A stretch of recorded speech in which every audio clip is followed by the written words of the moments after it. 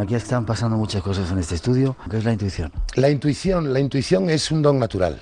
La intuición tiene tres pilares fundamentales en los que se apoya. La primera es la información.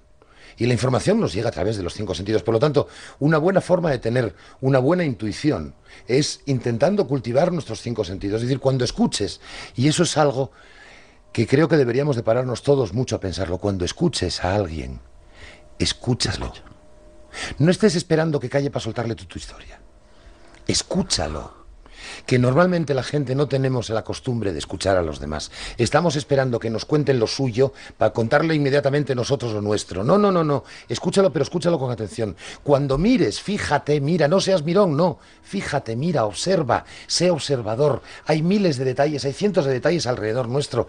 Describir en un momento determinado a primer golpe de vista que las cosas que están ahí están correctamente colocadas o que están colocadas tal cual las acabas de ver. Tú estás metido en la cama por la noche. Suena el despertador, el oído. Abres los ojos, la vista. Hueles el café, el olfato. Te duchas, el tacto. Si es que los 5 sentidos nos ponen al día en un momento para poder empezar a funcionar cada día, cada día, cada día, cada día. Es decir, si cultivamos esos 5 sentidos, seremos mucho más capaces de percibir mayor cantidad de informaciones de todo tipo. Entonces, en un momento determinado, toda esa información que vamos almacenando se mezcla de una manera absolutamente aleatoria y vas sacando cosas. Porque has visto un gesto, porque llegas a la oficina, llegas al trabajo, llegas aquí y ves una cara y dices, ha pasado algo. No te ha contado nadie nada, pero has visto una cara, has visto un gesto, has visto un movimiento, simplemente el poner un vaso ahí delante. Y dices, aquí está pasando algo raro, no sé lo que está pasando, pero está pasando algo raro. Bien, a partir de ahí tienes otros 2 pilares muy importantes, que son la autoestima, uno de ellos. La autoestima. Claro. Tienes que creer en ti. Tienes que creer en ti. Si tú no crees en ti, ¿de qué te sirve tener intuición? Y luego, tienes que tener capacidad de decisión. Si tienes un golpe intuitivo y lo sientes, y cuando tienes el golpe intuitivo se siente y se siente en lo más profundo del estómago, es como una patada en el estómago, es una sensación de vacío, una sensación de vértigo brutal. Hazlo. Capacidad de decisión, dicho y hecho. Si lo siento, lo hago. Si he soñado con este número y no me cabe la menor duda, inmediatamente busco ese número y lo compro. Que oye, que después no pasa nada, pues no pasa nada. Pero eso es básicamente lo que es la intuición. ¿Tiene que ver eso con que el cerebro tiene 2 hemisferios y solamente funcionamos con una parte, con un hemisferio que es el de la lógica, el del mundo diario, el de la... Es que el secreto estaría en armonizar esas dos partes y ponerlos a los dos a trabajar. Es decir, tú piensas que cada una de esas partes del cerebro cubre una función importantísima para nosotros. El izquierdo es el que nos mantiene alerta, el de la seguridad. El derecho es el del riesgo, es el que se atreve, es el que es más atrevido. El izquierdo es el del pasado y el del presente. El derecho es el del presente y el del futuro. Uno es el que trabaja más las matemáticas y la lógica, y el otro es el que trabaja más el lenguaje y la filosofía. ¿Hay leyes, tú crees, que gobiernan la vida, nuestra vida? Yo creo que esas leyes nos las vamos haciendo nosotros cada día. Es decir, lo que hicimos en el pasado repercute en el presente y va a seguir repercutiendo en el futuro. Yo recuerdo haber ido, hace un montón de años, al lado de Samos. Vivía ya se ha muerto el pobre hombre, un curandero que lo llamaban el Pichón de Larín. Samos en Lugo. Aquel hombre te cobraba la voluntad. Bueno, y entonces dije, bueno, pues voy a pasar yo. Yo estaba sanísimo, a ver qué me dice. Me sentó en una silla muy serio, la boina calada hasta los ojos, hablando en gallego cerrado. La hija me tuvo que traducir muchas cosas porque yo en aquellos momentos no entendía prácticamente nada de lo que me había dicho.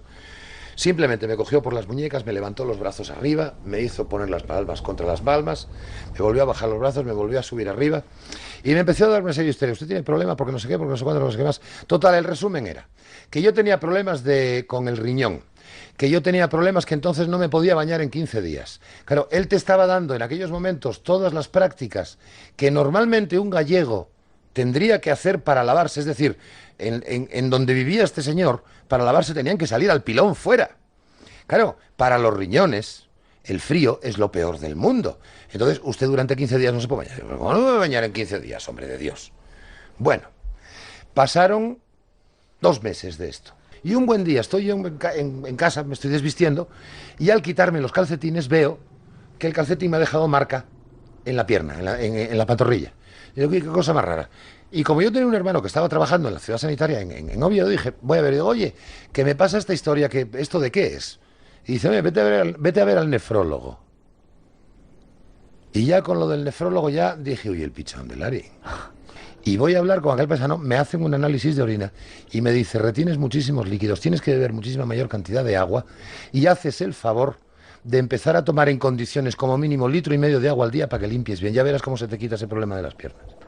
Tenía razón el paisano. Tenía razón el paisano. Tenía razón el paisano. Y no era médico. Y yo creo que si sabía leer lo justo, te lo digo en serio. ¿Vamos a la práctica? Vamos a la práctica. Vale. ¿Cómo estás? Buenas noches. Buenas noches. ¿Qué tal? ¿Todo bien? Todo bien. Tienes unos ojos muy comunicativos y muy expresivos. Mira, ¿ves esa llave que está ahí al lado tuyo? Sí. Te voy a hacer una pequeñísima demostración de qué es lo que pretendo que tú hagas. Yo la llave la coloco sobre la palma de la mano y simplemente pienso que la llave gira. Y la llave poco a poco gira. Tú te das cuenta cómo poco a poco se va levantando. Y cómo va girando, sobre todo lo puedes ver ahí en el extremo, Sí. que la llave gira. Fíjate cómo está girando. Sí, lo veo. Fíjate. Se trata de pensar que la llave tiene que girar y sigue girando. Esto que yo acabo de hacer, quiero que lo hagas tú. Sí, sí, no No. sé si podré. Sí, sí podrás.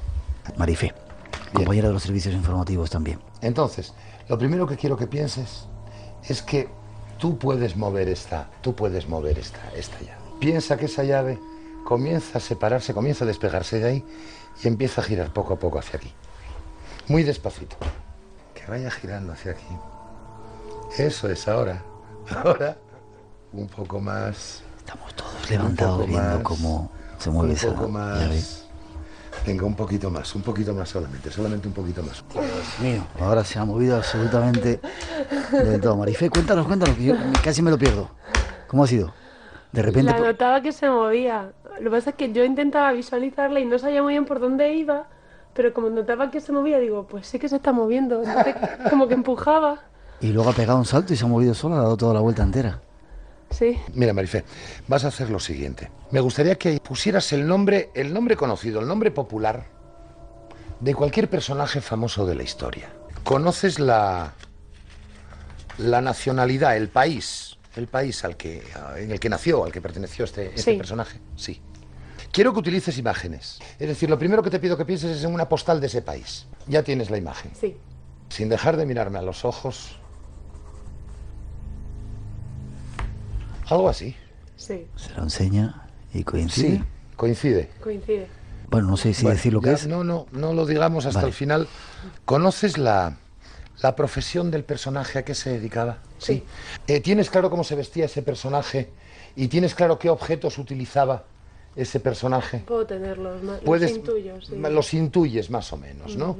Estoy escribiendo diferentes cosas sobre un papel, estoy escribiendo diferentes palabras. ¿Qué lleva esa persona? ¿Qué traje lleva? Como si fuese una túnica. Como si fuese una túnica. ¿Qué objetos ves tú a su alrededor?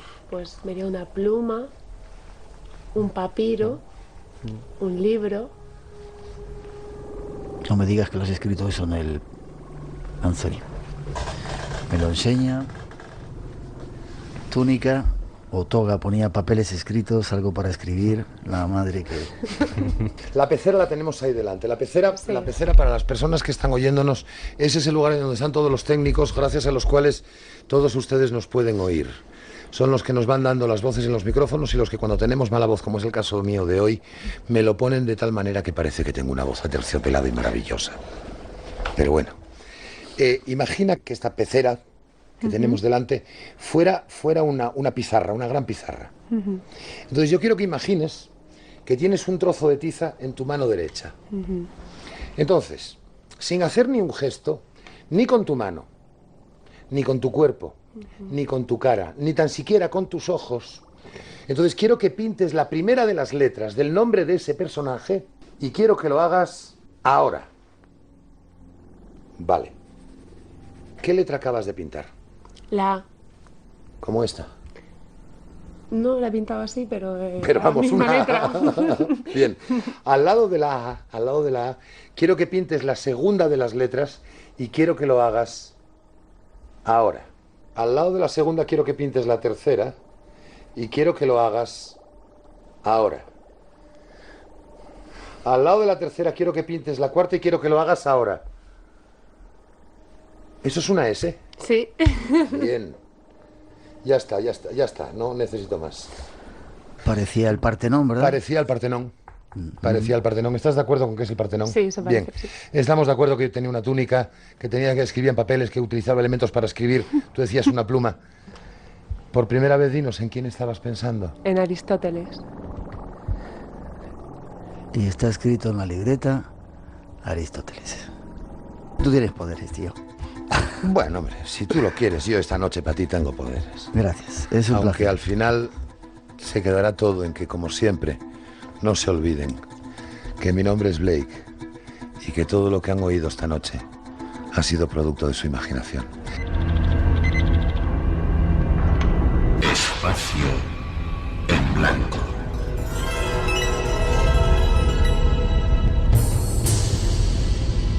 Un viaje hacia otros mundos.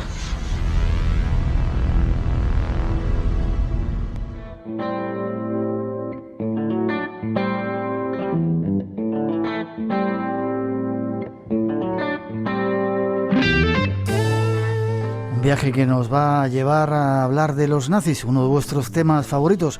Por aquí estuvo Felipe Botalla, un investigador estudioso de la historia, y nos dio algunas claves de los nazis que nos dejó muy sorprendidos. Escuchar. Nos hemos llevado una gran sorpresa con el personaje que esta noche os queremos dar a conocer. Es escritor, aparte de otra serie, muchas otras cosas que ha hecho en su vida. Nació en Londres y sobre todo ha escrito libros medio novelados, dice él, acerca de la Segunda Guerra Mundial y de cosas absolutamente interesantes. Buenas noches, Felipe, ¿cómo estás? Buenas noches, encantado de estar en tu programa. Felipe Botalla. Muchísimas gracias. ¿Naciste en Londres?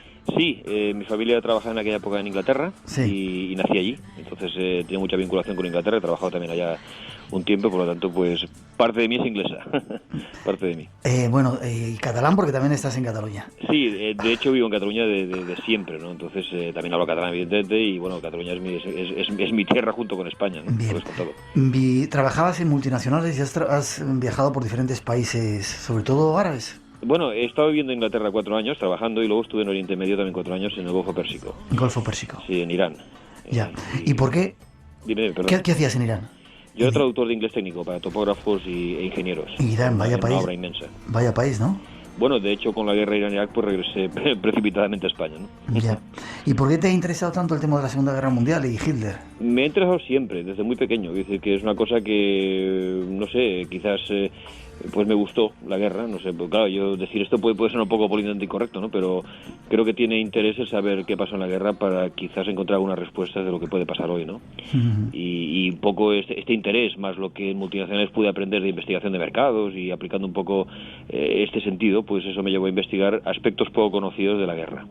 Y has publicado 3 libros hasta ahora, hablando de diferentes cosas: la Operación Hagen, la Operación Cronos y la Antártida, una batalla que no existió, o algo así se llama. No tengo aquí. Sí, de hecho, efectivamente, es una trilogía que comienza con Operación Hagen, que es un bombardeo atómico. La segunda fue Antártida 1947, que es la batalla que supuestamente hubo en Antártida entre alemanes y americanos. Y finalmente Cronos, que es un libro que ha salido ahora en junio, que trata de la física, vamos a llamarla exótica, que utilizan los alemanes, ¿no? Súper interesante los 3, pero a nosotros nos interesa mucho más la base histórica, que sabemos que tienes. Has investigado, dices que no puedes revelar tus fuentes. Bueno, algunas de ellas, otras sí, evidentemente, ¿no? Sí, claro. ¿Por qué esa fascinación por el personaje de Hitler? Quizá por todo el poder que tuvo. Bueno, a ver, el personaje en sí mismo no es lo que me interesa más, es decir, las circunstancias que estaba Hitler allí, ¿no? Y quizás él fue el que le dio dinamismo a todo esto. De hecho, a mí lo que me interesa mucho es la gran diferencia técnica entre un ejército y otro, entre la técnica que utilizaban los alemanes, que parte de ella se pudo ver ya en la guerra, y la diferencia que había con los aliados, por ejemplo, ¿no? ¿Había mucha diferencia? Sí, evidentemente, desde los aviones a reacción, pasando por cohetes, más muchas armas que estaban todavía en la mesa de los delineantes y que hoy pueden verse pues en dibujos futuristas. Eran increíbles, ¿no? Unos aviones, unos submarinos brutales, ¿no? Se decía que incluso, perdona que te corté. Sí, no, por favor. Se decía que incluso los nazis habían desarrollado platillos volantes. Bueno, de hecho no es tan extraño. Hay patentes de los años 20 de naves circulares. Es decir, a ver, un avión puede ser circular. Es un diseño perfectamente aerodinámico. Lo que pasa es que se ha asociado desde el año 47 a los marcianos, ¿no? Pero es un tipo de nave que no tiene nada de particular, entiéndeme. Lo que pasa es que hemos estado sometidos a un bombardeo marciano tremendo, ¿no? Vamos, si quieres, un poco hablando por partes. Operación Hagen. ¿Qué era su operación? ¿Qué significaba? Operación Hagen, bueno, es el bombardeo alemán que yo sostengo que hubo, y que de hecho se lanzó una bomba atómica en Tunguska en 1945. ¿En Tunguska? Tunguska, sí, es un nombre muy evocador, ¿no? Sí. Es un nombre muy evocador. De hecho, yo parto de la investigación que he hecho y siempre había oído hablar que los alemanes nunca habían conseguido nada con la bomba atómica. Y yo creo que esto no es cierto. No solamente no es cierto, sino que además hay muchos documentos que están hoy todavía clasificados sobre el tema atómico alemán. Claro, la pregunta es ¿por qué, no? Y entonces sí que voy a indagar que ya en la toma de Sebastopol ya se usó artillería medio atómica, medio convencional. En la batalla de Kursk se llegó a lanzar una bomba que era mixta, también lo que hoy llamaríamos una bomba sucia. Luego en la isla de Rügen, el 12 de octubre del 44, se hizo una prueba atómica que hubo un periodista italiano, Luigi Romersa, que fue testigo de ella y que además dejó sin luz todo el norte de Alemania y se registró en sismógrafos en Suecia. Y finalmente fue la bomba de Tunguska, ¿no? Amén de que las bombas que se lanzaron sobre Japón eran bombas alemanas capturadas. ¿Sí? La de Hiroshima y Nagasaki, ya lo creo. Espera, cuéntanos eso. Bueno, o sea, de hecho, perdón, ibas a decirme algo. Te iba a decir que esas dos bombas no eran un desarrollo de los americanos, sino que habían capturado tanto la de... Además eran diferentes, una era de plutonio y otra era... Una era de uranio, Little Boy, y la otra de plutonio, el Fat Man. Sí. Exacto. De hecho, sí, hay una cosa muy curiosa. Bueno, aparte de que sí que efectivamente hubo un proyecto americano que era el proyecto Manhattan, que lideró el Oppenheimer. Estos no llegaron en tiempo y forma a la bomba atómica, o sea, hubiesen llegado con más tiempo, esto es verdad, pero no llegaron. Entonces, algo que facilitó mucho el desarrollo rápido de la bomba atómica americana fue precisamente toda la investigación alemana que ya estaba en marcha. Y de hecho piensa que detrás de las tropas de primera línea iba todo un grupo de secreto, que era la Operación Alsos, que fue todo lo que fue recoger toda la tecnología científica, etcétera, y llevarlos a Estados Unidos corriendo, ¿no? O sea, todo lo que iban descubriendo rápidamente, pues sabían que había un auténtico filón, se lo fueron llevando. Entonces las bombas que tiraron sobre Hiroshima y Nagasaki eran bombas alemanas. ¿Se las quitaron a ellos? A ver, aquí hay varias conjeturas. Una es que hubo un general, que es el general Kammler, que es un personaje que sale en mis libros, un personaje real, que yo creo que debió hacer algún tipo de trueque con los americanos. Ya al final, estoy hablando de abril-mayo del 45, y entonces yo creo que a través de mucha tecnología que entregó, más las bombas, creo que esto le permitió luego ser libre, vamos a decir, ¿no? O sea, que hubo un trueque. De hecho, hay una cosa muy curiosa que dijo Oppenheimer, que era el director de todo el proyecto Manhattan, en el año 46, año 47, que eran unos años muy buenos porque la gente hablaba de forma cándida y como que estaban con la alegría de la victoria, pues decían cosas que hoy serían imposibles de decir, ¿no? Y entrevistaron a Oppenheimer en el 46 y le preguntaron que cómo es posible que la bomba de uranio, la primera, no lo hubiesen probado jamás. Pues además esto es verdad, o sea, los americanos jamás probaron la bomba de uranio. Y digo, ¿cómo es posible que ustedes preparen una bomba y la lancen directamente sobre el enemigo? Dice, bueno, es que no hacía falta probarlo porque ya lo habían hecho los alemanes. O sea que esto lo dijo en una entrevista a Oppenheimer, ¿no? Es decir, que sabían muy bien pues lo que tenían entre manos, ¿no? Y así fue. Entonces, la de plutonio, por ejemplo, sí que ya los americanos llegaron a hacerla explotar, pero todos los sistemas de ignición de la bomba, que tenían que trabajar prácticamente a la velocidad de la luz, fue un desarrollo alemán también que capturaron en un submarino, rumbo a Japón, por ejemplo.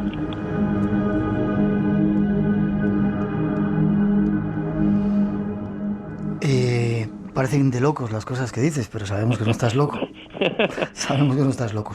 Es decir, que los alemanes habían desarrollado una tecnología muy superior a la de los aliados. ¿Por qué no ganaron la guerra entonces? Sería la pregunta. ¿Por qué no utilizaron esas bombas antes y machacaron a Estados Unidos? Esa es una pregunta lógica, ¿no? Efectivamente ellos desarrollaron la bomba atómica según sostengo yo. Lo que pasa es que no tuvieron en cantidades suficientes y además Hitler tenía una visión, yo diría una cosmovisión. Entonces él cuando tuvo la bomba disponible, lo que hizo fue lanzarla en plan aviso. Es decir, si tú coges Praga, de donde salió el avión, y coges Tunguska, verás que son 5.500 kilómetros. Si coges Kristiansand, que es la base alemana en Noruega más septentrional, la distancia entre Kristiansand y Nueva York es de 5.500 kilómetros. Es decir, si hacían explotar una bomba en Rusia, con lo cual ya hacían parar la ofensiva rusa, evidentemente Stalin, eso quería Hitler, pues avisaría a los americanos diciendo, bueno, aquí acaban de tirarme una bomba inmensa, ¿no? Estos tíos pues, pueden llegar muy lejos.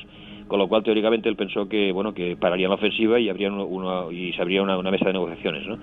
Y efectivamente, cuando se lanzó la bomba, la ofensiva rusa se paró durante varios días. Esto es verdad. Incluso hubo un discurso de Hitler, que lo radió Goebbels en la radio, en el cual pedía perdón a Dios por haber utilizado un arma totalmente fuera de lo convencional. Esto está registrado también en voz. Y que la ofensiva rusa se paró, es cierto. Incluso la última visita que hizo al frente Hitler fue precisamente a principios del 45, después de la bomba, que fue una cosa muy curiosa porque él hacía muchos meses que no visitaba el frente. O sea que hubo un momento que parecía que había un punto de giro, digamos, ¿no? Lo que pasa es que Stalin vio que no había más bombas, y esperó evidentemente, no había más bombas, y ya se lanzó sobre Berlín, que según el escritor Anthony Beevor fue una toma atómica, porque efectivamente los rusos lo primero que tomaron de Berlín fue el barrio de Dahlem, que es donde estaba el Instituto Kaiser Guillermo, donde se desarrollaba una buena parte del proyecto atómico alemán. Qué curioso. Sí, sí. Cuando dices Tunguska, hubo una explosión en Tunguska, pero creo que fue en 1920, me fallan mucho las fechas. A ver, sí, lo de Tunguska fue en 1908. En 1908 sí. Hubo una actividad meteorológica muy fuerte, con meteoros muy potentes. Esto es verdad, esto es cierto, ¿eh? Lo que pasa que, a ver, ¿qué sucedió? Cuando los alemanes lanzaron la bomba sobre Tunguska, Stalin se dio cuenta que aquello podía demostrar debilidad rusa, porque bueno, habían permitido que cayese una bomba así. Entonces, en aquella época ya los americanos empezaron a utilizar aviones de mucha altitud para tomar fotografías topográficas del enemigo, digamos, ¿no? Y ya estaban usándolo sobre Rusia. Entonces ¿qué hizo Stalin? Stalin montó todo un tinglado donde si los tíos fotografiaban Tunguska y veían que allí había explotado algo, que eso fotográficamente se podía detectar, él montó todo el show de Tunguska, incluso apareció en la historia oficial rusa, que te puedes imaginar, apareció una especie de explorador llamado Kulik, que dice que en los años 20 pues el tío llegó hasta Tunguska y bueno, que cayó en un meteorito. Claro, tú puedes imaginarte en los años 20 viajar desde Moscú hasta Tunguska y con la guerra civil que había en Rusia entre los blancos y los azules, que eran los comunistas y los partidos del zar, era muy difícil viajar por Rusia, además a un sitio absolutamente desconocido. El tío iba entre un trineo, era una historia totalmente que no se sostenía. Entonces, claro, si tú te fijas en las fotos que hay de Tunguska, todas vienen a partir del año 45. Y tú cuando tiras una bomba atómica, por ejemplo, si hubiese sucedido en el 1908, a los 3 o 4 años ya hay una regeneración de la flora. Esto está comprobado en explosiones atómicas que ha habido, ¿no? Sin embargo, la bomba esa que decían de 1908, las fotos que habían eran de árboles totalmente derribados, como si hubiese acabado de suceder, ¿no? Lo cual era imposible. Es decir, había sucedido en aquel momento, evidentemente, pero no en 1908. Y esto es lo que yo sostengo, ¿no? O sea que las fotos que nos han mostrado de Tunguska son siempre a partir del 45. Se relacionan con esa bomba atómica que tú dices que explotaron claro. los... Entonces las vendieron como eso es el efecto del meteorito de 1908, que era imposible. O sea, habían pasado casi 40 años, ¿no? Es decir, eso hubiese regenerado ya la Tierra en aquel momento, seguro, segurísimo.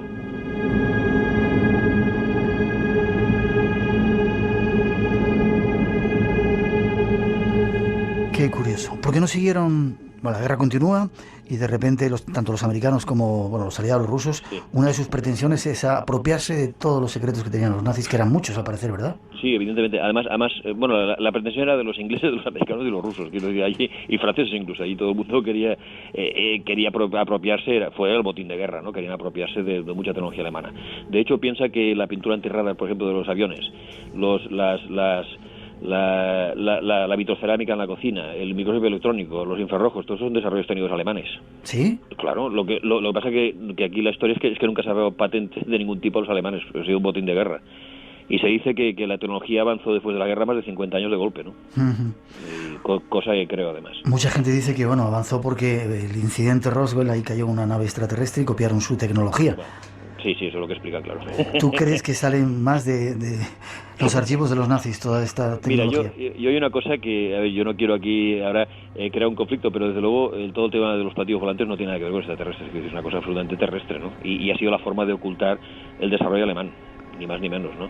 El Roswell, por ejemplo, es en el 47. El 47 es un año muy curioso, que es cuando sucede la operación High Jump en la Antártida, que es el segundo libro que yo edito. Y el 47 además se crea la CIA. En el 47 es el primer avistamiento de platillos volantes en el Monte Rainier, en Washington, en el estado de Washington. Es decir, es un año, yo diría, de punto de giro, ¿no? Muy interesante, un año muy interesante. Y aparece el incidente Roswell famoso, ¿no? En la de 51. Entonces, en fin, esta historia que es muy de ufólogos y tal, ¿no? Y yo lo que veo aquí es una actuación totalmente terrestre. Lo que pasa es que ocultan bajo el tema marciano, que además Hollywood se pone en marcha, que hay toda una especie de movimiento de medios brutal para que, estos son son los marcianos, ¿no?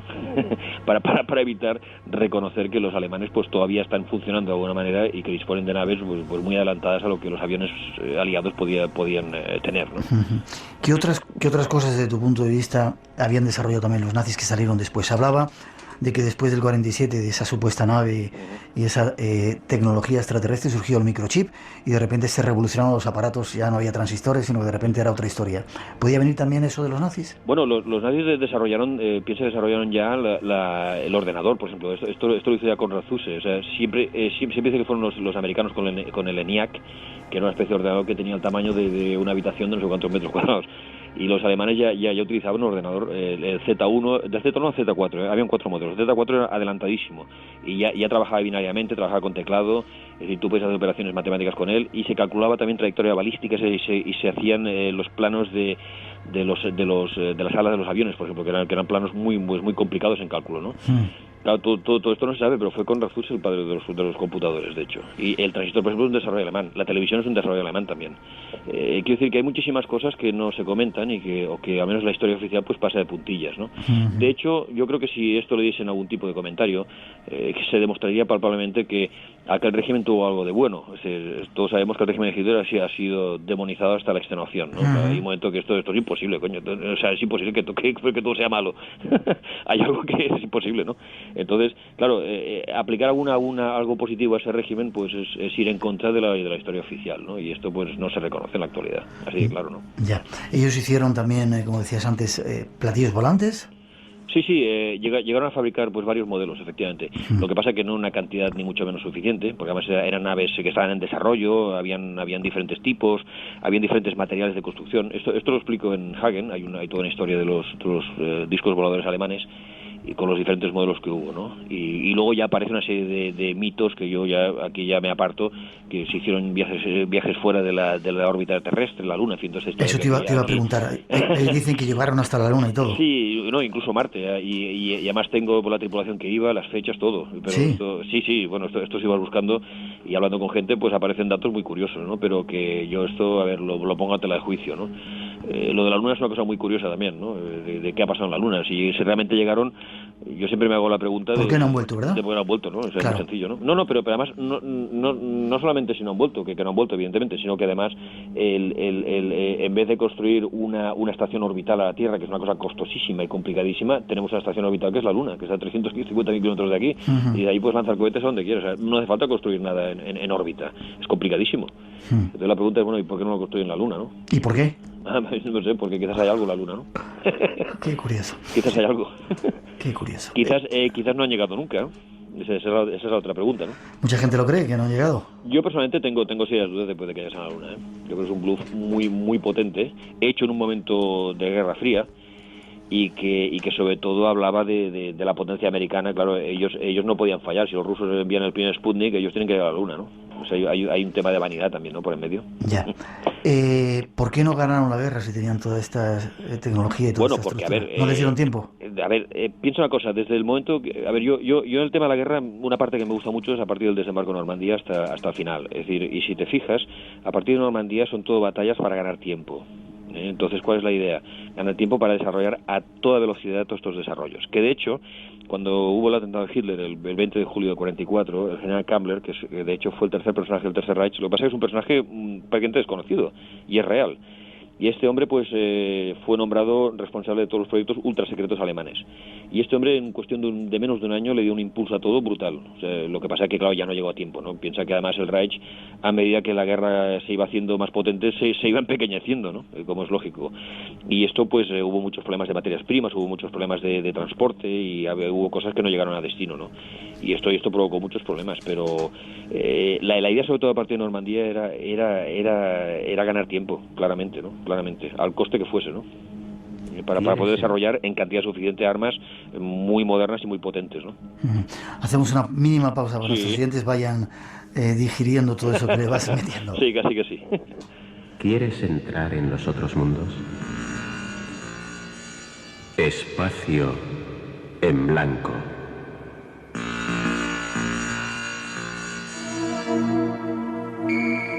Un viaje hacia otros mundos. Aquí en Radio Nacional esta noche viajando con Felipe Botalla hacia algunos misterios que nos han contado de la Guerra Mundial. Hitler era un apasionado, obsesionado con las cuestiones religiosas y objetos de poder. Y parece ser que había un plan, así lo cuentas tú en otro de tus libros, Operación Cronos, un plan para intentar acceder, capturar, tener el Arca de la Alianza. ¿Qué es este plan, Operación Cronos? A ver, sí, como tú dices muy bien, Hitler y sobre todo las SS tenían varios proyectos, digamos, en marcha, que era mediante algunos objetos sagrados, desde la lanza de Longinos, pasando por el Santo Grial y yendo hasta la Alianza y muchas otras cosas, quiero decir que no terminaba aquí. Yo lo que en Cronos, la puerta del tiempo, lo que yo explico es precisamente el tema de la Alianza. Evidentemente yo huyo de cualquier historia con Indiana Jones y toda esta historia. O sea, la Alianza sí, lo que pasa que no tiene nada que ver, ¿no? Entonces, lo que yo ligo es un tema de proyectos alemanes militares de las SS. Concretamente en el 42 hay un proyecto que se llama Cronos, que quiere decir tiempo, es el dios del tiempo griego, un nombre muy curioso para un proyecto militar. Luego había otro proyecto ligado a este que se llama Tor, que en alemán es puerta. La puerta a tiempo es una cosa que es muy sugerente, ¿no? Y luego había un tercer brazo de este proyecto que se llama Landenträger, que quiere decir quien lleva la luz, quien porta la luz, ¿no? Como alguien que pudiese entrar en el tiempo con luz y ver, ¿no? De alguna forma, que son, repito, nombres muy sugerentes, ¿no? Y además estos proyectos estaban bajo un epígrafe militar alemán que en aquella época quería decir, pues, decisivo para la guerra. O sea, era un proyecto necesario para la victoria. Por lo tanto, no tenía restricciones de obtención de material, gente que hiciese falta, en fin, había que hacerlo por narices, por decirlo así, ¿no? Y entonces, últimamente se han desclasificado unos documentos. Cuidado que todo esto todavía está clasificado, quiero decir, no creas que es de fácil acceso, sino que si no hablas con testigos o con gente que tuviese algo que ver, es muy difícil, ¿no? Entonces hubo un proyecto de una máquina del tiempo, ya que ellos trabajaban una física totalmente distinta, muy adelantada, una física exótica a nuestros estándares actuales, y muy alejada de lo que ellos llamaban la física judía, ¿no? De Einstein, Oppenheimer y toda esa gente. Entonces, esta máquina que se llama la campana, la pusieron en marcha en el 44, a mediados del 44, pero lo que pasa en las primeras pruebas murió mucha gente porque emitía radiaciones y era terrible. Hicieron varias pruebas hasta que fue mejorando la seguridad, y me consta que hubo 2 traslados de equipos, y la pregunta es a dónde fueron, ¿no?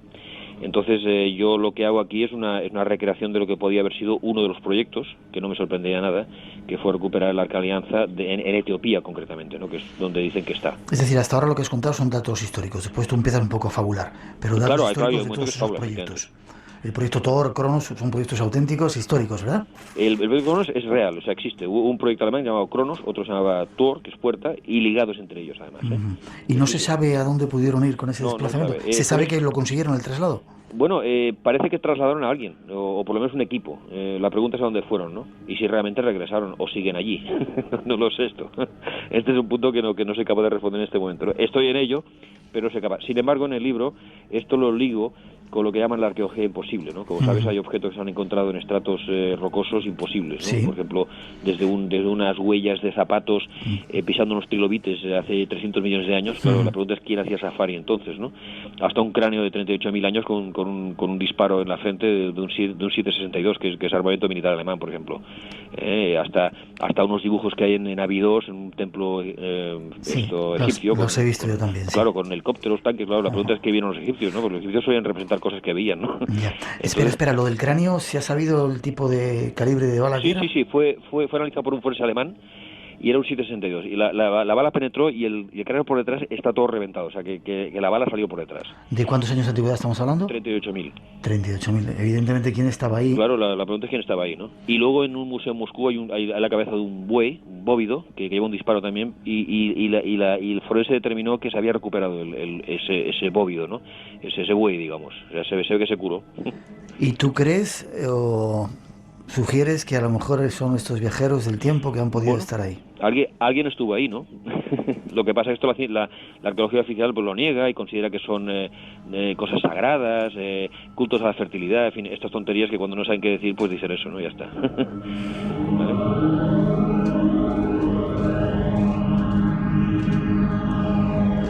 Tipo curioso, nuestro invitado, Felipe. ¿Se plantea que pudieron viajar a algún otro sitio? No hay ningún dato absolutamente de esos dos. No dispongo traslados de él. Lo que pasa es que yo lo que opino, conociendo un poco todo aquello, más o menos, hasta donde he sido capaz, sí que me consta que si esta máquina se puso en marcha, debió ser para conseguir cosas de tipo sagrado, como comentábamos antes, o bien para alterar el curso de los acontecimientos, que es otra cosa que yo propongo en el libro Cronos, ¿no? O sea, al margen de la Arca Alianza la fueron a buscar por algún motivo, ¿no? Y es lo que yo expongo en el libro, ya novelado, evidentemente, ¿no? Felipe, ¿dónde puede estar esa máquina ahora? Bueno, hay varias conjeturas. Una es que el general Kammler huyó con ella en un avión, en un 6 motores, el último que quedaba en Praga, y con él voló. Era un avión que era capaz de ir desde Alemania hasta Japón, ya en aquella época, ¿no? Se sabe que llegó a Barcelona, concretamente, ¿sí? Hizo una parada técnica aquí, y de aquí ya desapareció. Se supone que fue hacia el sur, ¿no? Hacia América del Sur. América del Sur puede ser América del Sur, puede ser la Antártida, y junto a la máquina había más de 10 toneladas de documentos técnicos y planos y material. Y otros dicen que la máquina está hoy en unas minas abandonadas en Polonia. ¿En Polonia? Sí, porque en Polonia hay todavía restos de una instalación que debió contener algo muy potente, incluso con unos ganchos de acero brutales, que debía de mantener algo quieto, muy bestia, ¿no? Sí, en Polonia concretamente. Se cuenta también que los nazis, antes de cuando vieron que estaba perdida la guerra, escondieron muchos de sus secretos, incluso tesoros en Centro Europa, ¿verdad? Sí, eso se dice en algún lago, hablan del oro nazi, hablan de muchas cosas, sí, e incluso en cavernas, digamos, en antiguas fábricas. Ellos llegaron a perforar pues muchas montañas bajo granito. Por ejemplo, General Kammler era un experto, era un ingeniero, un doctor en ingeniería, y este era un experto en temas de cavar, digamos, ¿no? Entonces tenía equipos de gente que cavaba a velocidad de vértigo, ¿no? Y llegó a hacer una instalación que se llama Jonastal, que tenía más de 25 kilómetros, ¿no? Por ejemplo, pues bajo tierra, y todo esto bajo montañas de granito. De allí construían buena parte de los cohetes y muchos proyectos, entre ellos Hagen, por ejemplo, ¿no? ¿Por qué toda esta información clasificada no se ha desclasificado? ¿Quién tiene todos esos documentos? Bueno, esa es la pregunta, porque los americanos dicen, los ingleses dicen que son datos que hoy podrían afectar a la seguridad nacional. Claro, la pregunta es por qué, 70 años después. Y piensa que hay más de 300 millones de documentos clasificados todavía hoy de la Segunda Guerra Mundial, ¿eh? ¿300 millones? Sí, más de 300 millones. Entre Rusia, América, Inglaterra y Francia hay más de 300 millones.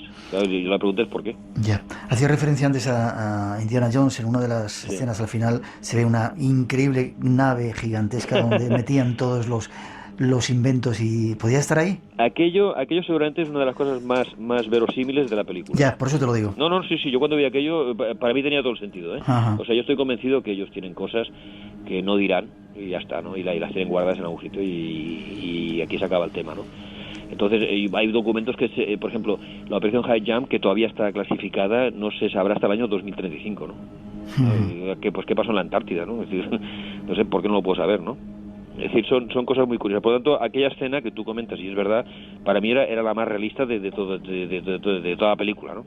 De largo, además, ¿eh? De largo. En un momento nos vamos a la Antártida. Gracias.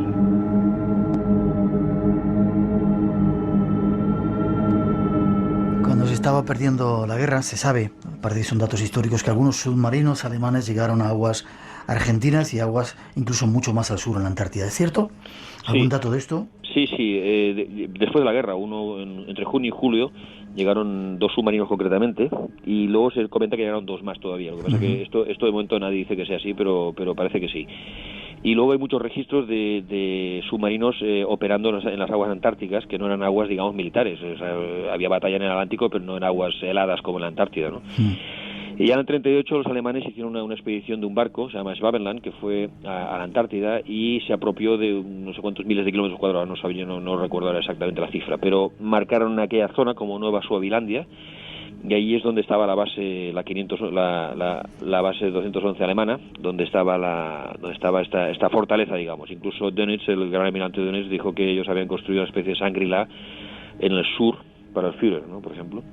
O sea que esto ya en el 43 lo decían, ¿no? ¿Era una base secreta? Sí, aparentemente sí. Entonces, ¿qué confirma esto? Bueno, pues que luego hubo la operación High Jump, que comentaba yo que comento en antes de 1947, y que fue una operación militar de 13 barcos de guerra, incluido un portaaviones y un submarino, 5.000 soldados, aviones y tal. Oficialmente para probar el armamento en condiciones extremas de frío, y extraoficialmente pues para eliminar pues la base alemana, ¿no? Si ellos querían probar en extremo frío, podrían haber sido pues no sé a Polo Norte o a Groenlandia, ¿no? Que lo tenía muy cerca. Esto eran 15.000 kilómetros hacia el sur, ¿no? Una animalada. Lo que pasa es que esta operación estaba dirigida por el almirante Richard Byrd, que era un personaje legendario americano, un granero americano como Lindbergh, con estos tíos, un gran explorador antártico, había ido muchas veces a la Antártida. Y además el secretario de la Marina, Forrestal, pues estaba implicado el almirante Nimitz, estaba implicado el presidente Truman, quiero decir que era un proyecto de primera línea, ¿no? Y bueno, fueron allá, la idea era estar allí varios meses, pero a las 8 semanas regresaron todos, habían perdido aviones, murió gente, o sea, y nunca ha quedado claro qué pasó allí exactamente, ¿no? Te puedo decir que cuando regresaba en el buque insignia, a la altura de Chile, se le hizo una entrevista a bordo y él dijo que bueno, que Estados Unidos tenía que estar preparado para evitar acciones de naves que iban de un polo a otro a velocidades enormes, ¿no? Y eso lo dijo de forma cándida. Después, cuando llegó Bert ahí a Estados Unidos, le fue prohibido cualquier tipo de aparición pública y mucho menos hablar de todo este asunto. Forrestal se suicidó, con lo cual o sea, ahí pasó algo que no está claro en este momento, ¿no? Seguro. Ya, del almirante Bert quería yo preguntarte, cuentan que cuando llegó a la Antártida descubrió un mundo que no estaba con las características que había de hielo, pájaros extraños, tropicales. ¿Es cierto esto que hubiera descubierto la entrada a otro lugar? Que quizá muchos hablan de la tierra hueca, ¿no? La entrada ahí, incluso apenas hay fotos de los polos desde el punto de vista de la NASA o de satélites. Es una zona que no se enseña al público, digamos, normalmente. Es muy difícil obtener imágenes de ahí. Y entonces se dice que él en una expedición previa entró en un mundo donde había mamuts y habían animales muy extraños y había pues una zona cálida, incluso fue recibido por ese personajes allá abajo, en fin, no sé. Yo te puedo decir que yo tengo la película de la Operación High Jump original, filmada por los ejércitos de los Estados Unidos, y hay una filmación que se ve un hidroavión que está volando sobre la inmensidad helada, y en medio de repente se ve una especie de mancha negra, que es un lago inmenso, y los tíos amerizan allá, y es como un oasis, y eso está en imágenes, y incluso el agua era de tipo cálido, pero la filmación se corta ahí y pasan a otras escenas, quiere decir que ahí hubo censura, ¿no? Claro, ¿qué descubrieron? No lo sé, pero lo que sí que se sabe, esto se sabe oficialmente o científicamente, que hay actividad geotérmica y por lo tanto bajo la inmensa capa de hielo que es un continente, pues hay una actividad geotérmica que permite la vida. O sea, estamos hablando de 25 grados. O sea, que es interesante.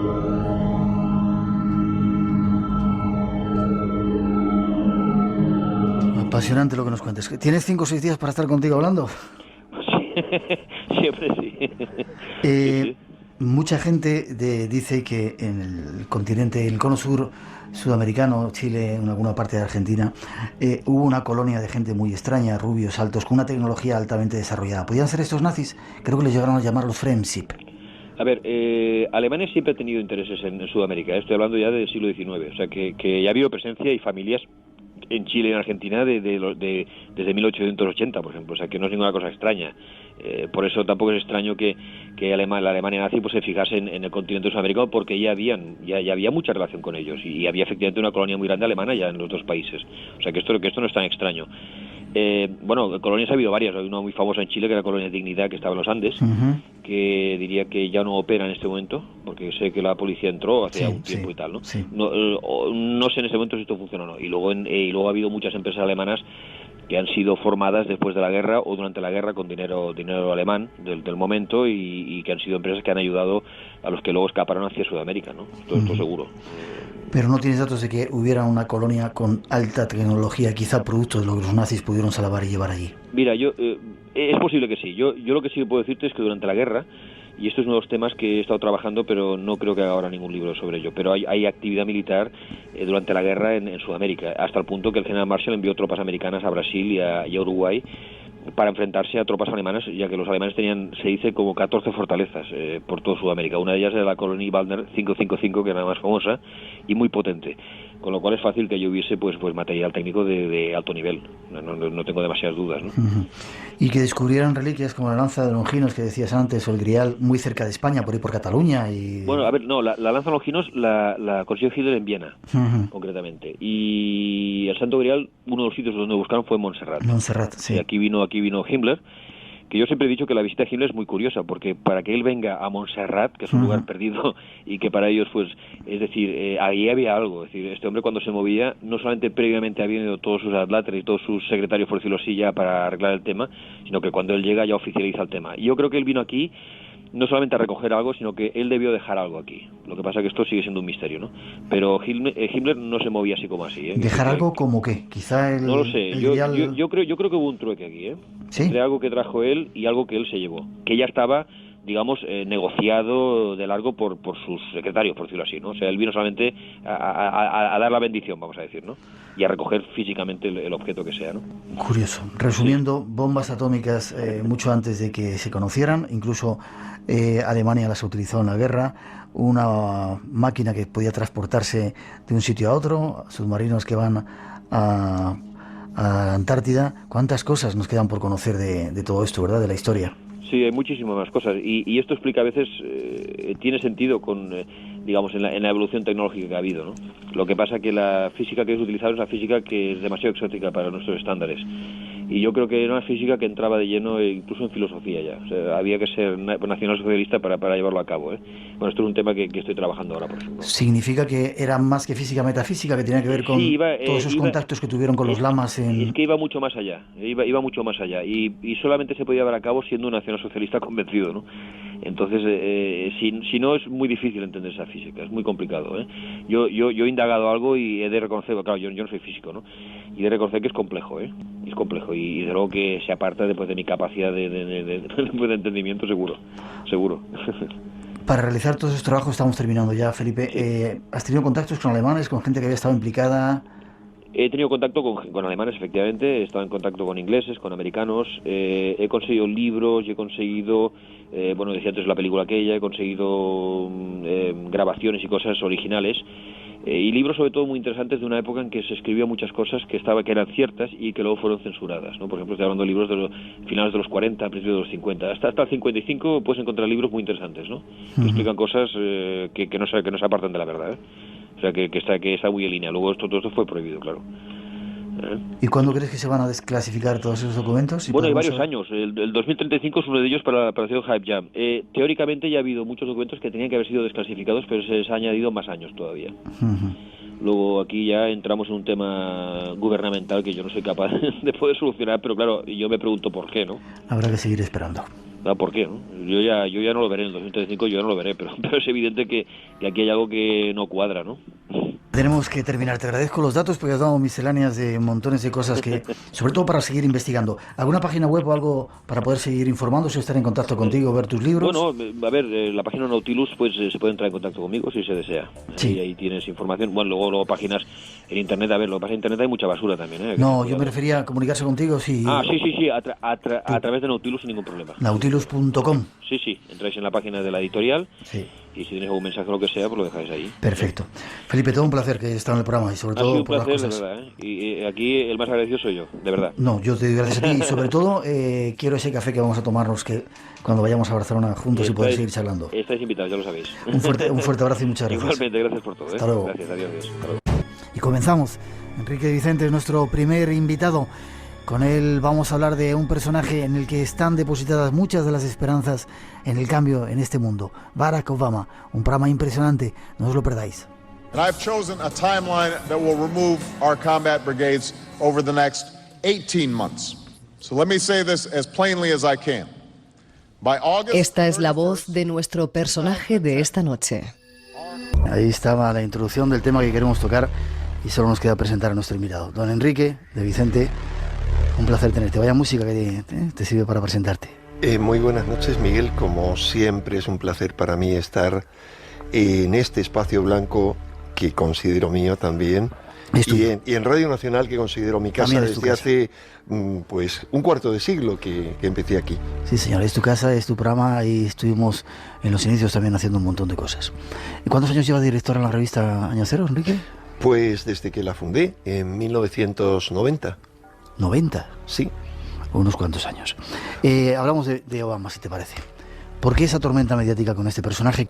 Porque para mí Obama es, más que ningún otro líder del último siglo, la encarnación del héroe solar. El nombre de héroe solar es un nombre que se le ha dado a grandes líderes históricos, personajes míticos, pues como Mitra, el propio Jesús, salvando las instancias, por supuesto, Napoleón, Federico II de Hohenstaufen, Mao Zedong, es el único de este siglo al que se le ha dado ese calificativo, y Obama, que lo es, de entrada por su carta astral, que es tremendamente solar, y siguiendo por todos sus símbolos. Si tú miras el símbolo de toda su campaña y de sus seguidores, es un sol amaneciendo sobre un horizonte ondulado. Horizonte que representa, él es Leo, signo solar Leo, que es el único signo de los 12 signos zodiacales que está regido por el Sol, y su ascendente es Acuario. Y Acuario son unas ondas, como las ondas con la bandera americana que aparecen por debajo de su símbolo. Como sabes también, los seguidores de Obama saludaban con las manos formando una O, que en los carteles que hacían se veía como la O era un sol que irradiaba sus haces en todas las direcciones. Muy pensado todos los ideogramas y todas las fórmulas que tenía para comunicarse, ¿verdad? Lógicamente, pero bueno, vamos a ver, ¿qué no está pensado en una civilización como la nuestra y en un país como Estados Unidos? Estados Unidos es el país del marketing, de la publicidad, de la comunicación, desde su mismo nacimiento. Y todas las campañas han estado muy pensadas, esta más que nunca. Pero esta campaña ha sido la primera campaña global de la historia, no americana, sino mundial. La primera vez que Internet se utiliza como una herramienta potente y que ha permitido dar la participación al pueblo por primera vez, el pueblo americano, que era un pueblo pasivo, solamente decidido a votar siempre que se inscribieran antes, con lo cual era la mitad de la población escasa la que votaba, entre dos partidos, y los otros partidillos que había no sacaban apenas votos. Siempre había consistido en eso. Por primera vez han podido apoyar con sus pequeños donativos a un líder.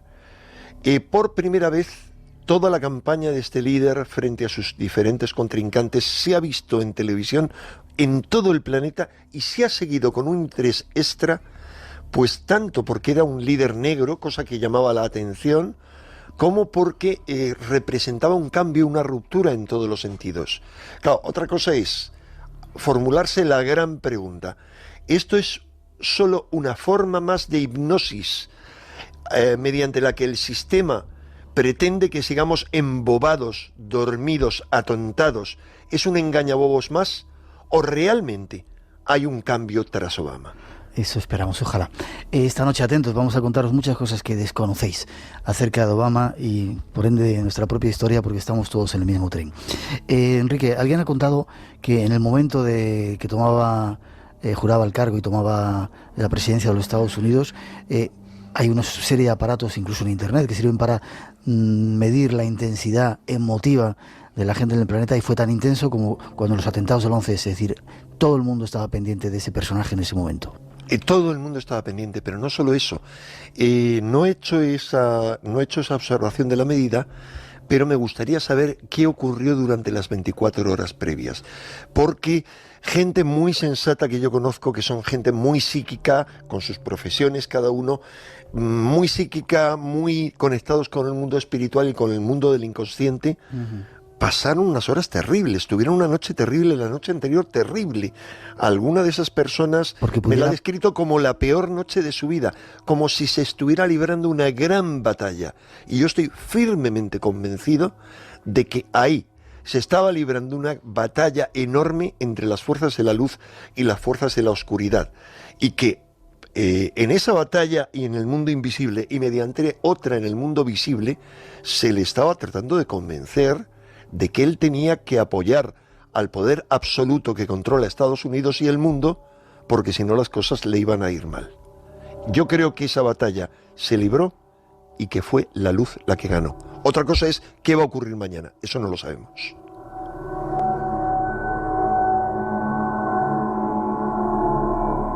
También es curioso, Enrique, cuando estuvimos viendo el acto de la presidencia, del nombramiento, parece que ser que Barack Obama se equivocó al tomar el juramento, pero no fue algo intencionado, ¿no? Hombre, tú examina, yo grabé todo el juramento porque yo estaba interesadísimo. Es la primera vez que sigo algo con ese interés y que lo grabo completo.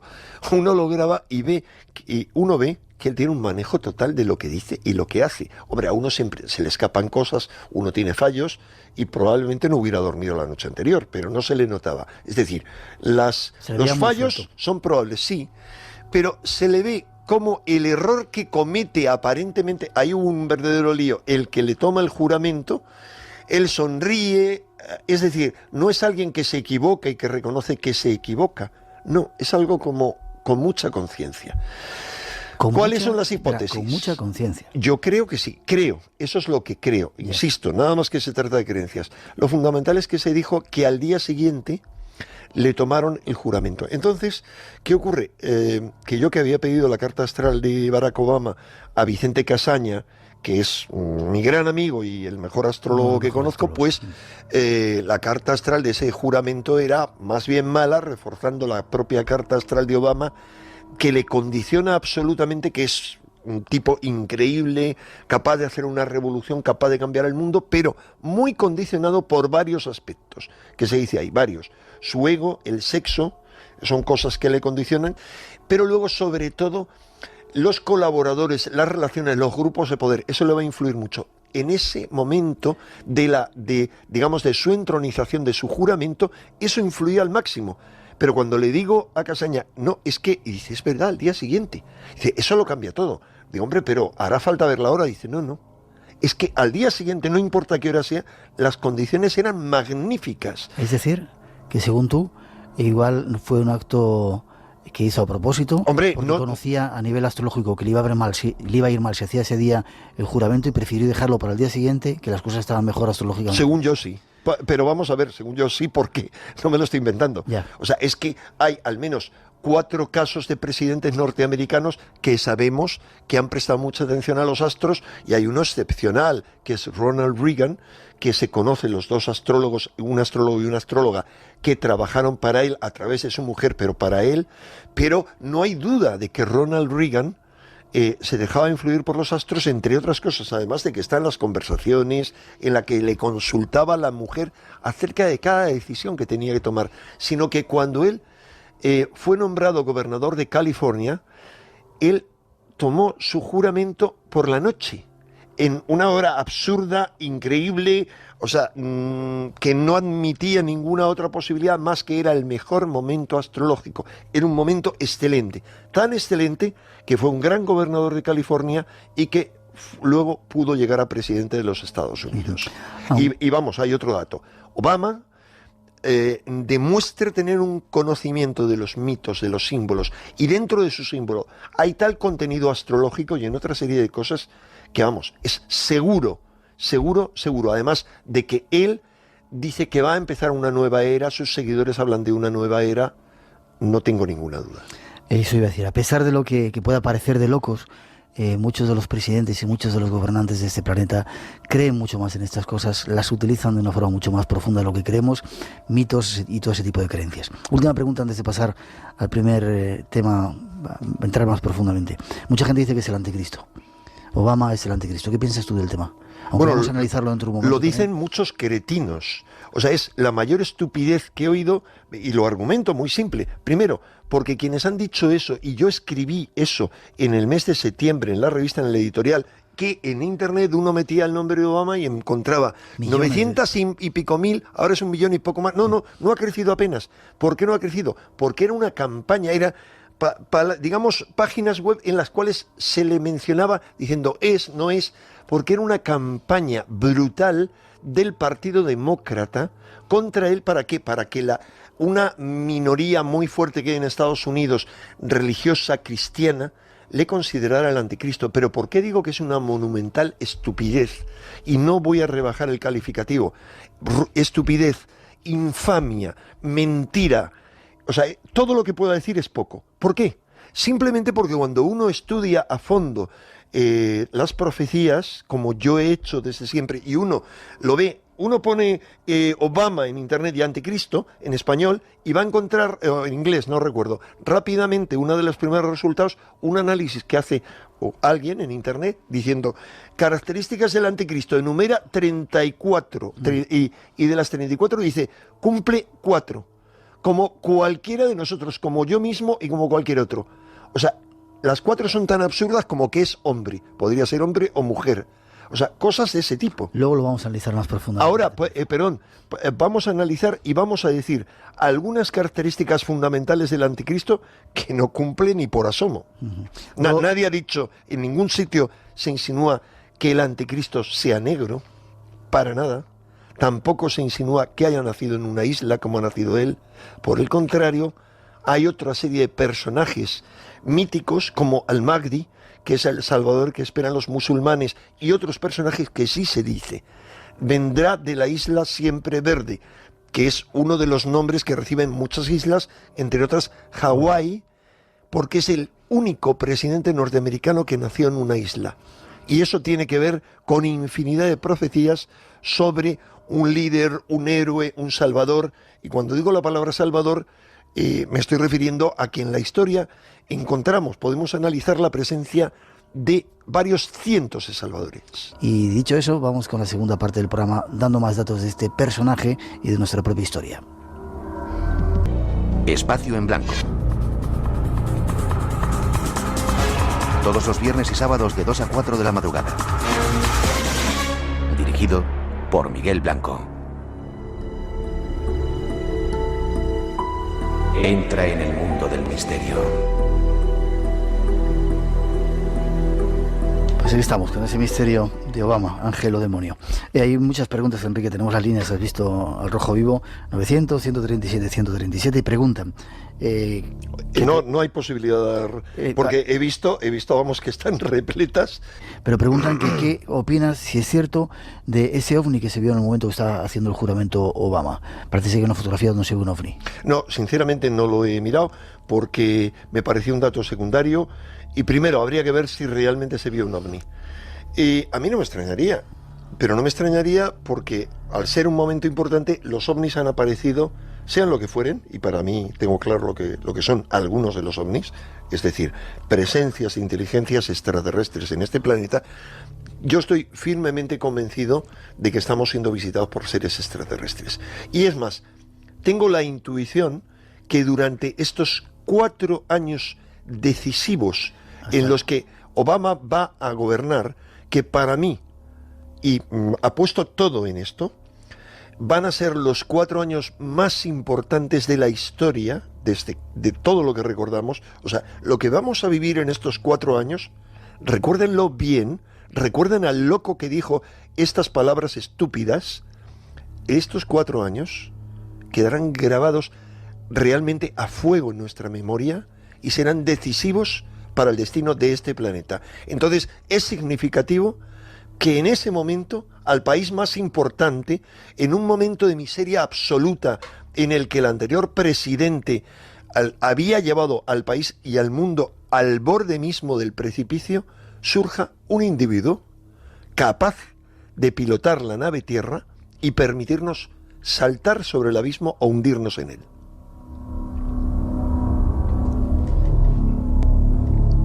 Permíteme, Enrique, hay más preguntas que te voy pasando, pero permíteme que lea una parte del discurso que hizo Obama en Iowa el 3 de enero del 2008. Decía: dijeron que ese día nunca llegaría, que este país estaba demasiado dividido y desilusionado para luchar por un propósito común. Pero en este momento decisivo de la historia, habéis hecho lo que los cínicos decían que no podríamos hacer. Habéis dicho que ha llegado el momento de advertir a los lobbies que los dueños del gobierno somos nosotros y estamos aquí para recuperarlo. Seré un presidente que aprovecharé el ingenio de agricultores, científicos y empresarios para liberar a esa nación de la tiranía del petróleo, que termine con esta guerra de Irak y que restablezca nuestra posición moral. Estamos eligiendo la esperanza en lugar del miedo, estamos eligiendo la unidad en lugar de la división y enviando un poderoso mensaje que el cambio está llegando a América. Yes, we can. Curioso lo que decía, ¿verdad? Curioso. Y repetía, es el discurso de Des Moines a comienzos de enero, porque es sumamente importante. Él repite una y otra vez en ese discurso en el que expone todo el programa que está cumpliendo punto por punto. Ese discurso es fundamental para mí, repite una y otra vez: This is the moment, este es el momento, una y otra vez, porque él es consciente de que este es el momento que muchos de nosotros, Miguel, tú, yo y otros muchos más que nos están oyendo, hemos esperado. Hace 30 años. Desde hace tanto tiempo.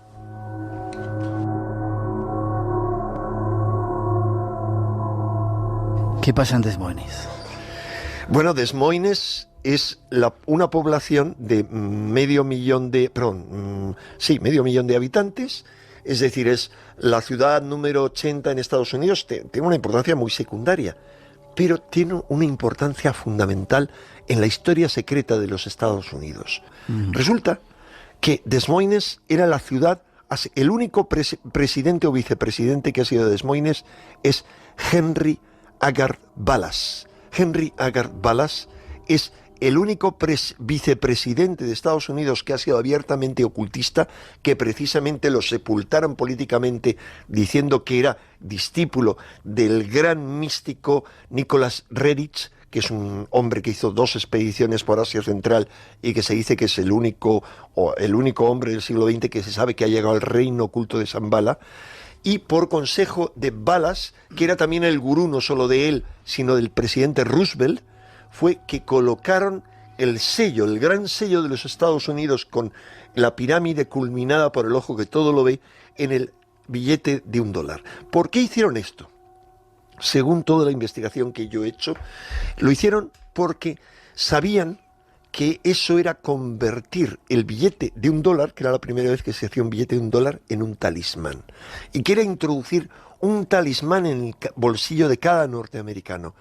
Henry Agar Ballas es el único presidente o vicepresidente, el único político en la historia de Estados Unidos que ha sido, como dice Obama en su discurso, dice, aprovechará el ingenio de agricultores, científicos y empresarios para liberar a este país de la tiranía del petróleo. El único político en la historia de Estados Unidos que ha sido agricultor, que ha sido científico, porque era un gran biólogo, dirigía la más importante revista de agricultura, y que ha sido empresario. Hay que recordar que su empresa, la empresa que fundó, en este momento es la segunda empresa en semillas en el mundo. Es decir, es de una importancia tremenda. Fue el propulsor de la Revolución Verde Mexicana, que se ha extendido por todo el planeta. Fue el gran líder, el gran precursor del movimiento ecologista. Y sobre todo él soñaba con una nueva era, con que Estados Unidos iba a alumbrar una nueva era. Y como se descubrió cuando sus rivales destaparon las cartas que él escribía a su maestro Reditch, él se consideraba un nuevo Galahad en busca del Grial, y hablaban del karma. O sea, hablaba de toda una serie de creencias. Estaba convencido de que iba a reaparecer Cristo sobre la tierra, es decir, era un místico. En la ciudad de ese místico habla Obama, y ahí es donde gana realmente la carrera a la presidencia. La portada de Time es un reportaje que está hecho en Des Moines, porque ahí se pasa un mes y pico preparando la campaña. Y el ganar el caucus, que es, digamos, la elección local por el sistema complejo americano, el ganar el caucus de Iowa, que es un estado en el que hay un 3% de negros, un 97% de blancos, y una inmensa mayoría de ese 97% son de origen alemán, y por lo tanto muy pocos propensos a votar a un negro, el ganar ese caucus le consagra ya como presidente. Él sabe lo que se jugaba ahí, y no es solo la vinculación con Ballas esa, no es ya que el nieto de Ballas y que preside su fundación lo apoya a muerte, como la nieta de Eisenhower, porque Eisenhower y Ballas, aunque parecía que eran oponentes políticos, eran íntimos amigos, sino que él es el único presidente norteamericano, el único que ha nombrado a 2 importantes miembros de su gabinete, a ciudadanos de Des Moines, de Iowa. Una es la que dirigió toda su campaña, la principal ayudante de su campaña, que va a ser la jefa del staff de su mujer Michelle Obama, que va a ser seguramente la primera dama de Estados Unidos, que va a tener un papel más preponderante que otras. Y luego el ministro de Agricultura es también de ahí, y resulta que solo otros 2 ministros de Agricultura anteriormente han sido de Iowa, que han sido Ballas y su padre. Es decir, esto es una historia compleja, pero que conecta con que él no puede decirlo abiertamente, porque a Ballas le dijeron que era procomunista, y le apoyaron los comunistas en el momento en que él se presentó a las elecciones, y ya están diciendo que Obama es un socialista. Pues claro, ¿qué otra cosa puede ser? Es decir, desvinculémonos del concepto político que eso significa. ¿Qué otra cosa puede ser alguien que trata en el país del capitalismo romper la esclavitud, la atadura, la miseria de gente que vive sin nada, de gente que se muere por las calles sin seguridad social? Lo primero que ha dicho es seguridad social para los niños, porque ellos son la esperanza del futuro. Hoy hablaba de ello, Tendrá que librar una lucha brutal, no con los lobbies, con las presiones de todo tipo. Va a tener que mantener un equilibrio. ¿Pero qué quieren los críticos? Que le siguen criticando por activa y por pasiva. ¿Qué quieren? ¿Que haga una revolución, que incendie el país? Déjame que te haga preguntas. Los nombres de Barack Obama tienen un significado muy curioso, ¿verdad? Los tres nombres, yo he hecho un rastreo Barack profundo. Hussein Obama. Bien, vamos a explicar qué es Barak. Trata de ser- Tú lo conoces muy bien, Miguel, has ido a muchos países árabes como yo. Barak solo hay una significación, que es la baraka. Te saludan allí, Barakallahu fik, que es la bendición o la gracia de Dios sea contigo. Baraka significa bendición o gracia, es decir, el nombre es en una persona a que no has conocido a ningún musulmán que se llamara Barak. No, y mira, Yo a ninguno, y hemos conocido a muchos, ¿sí? Porque seguramente a varios miles de musulmanes. Se llama Barak, es decir, el bendito o el que tiene la gracia. Se llama Hussein, y Hussein es el nombre de uno de los dos nietos de Mahoma, que es el imán al-Hussein. Para que vean la importancia que tiene, recuerden el último atentado que ha habido en el Cairo, y tú conoces bien el Cairo, sabes que ha sido en el mercado de Khan el-Halili, que conocemos de memoria. Un lugar donde vamos muchas veces. Y ha sido enfrente de la gran mezquita de Al-Hussein. Sí. Es el nieto de Mahoma y además significa el bueno, el bonito, el bueno.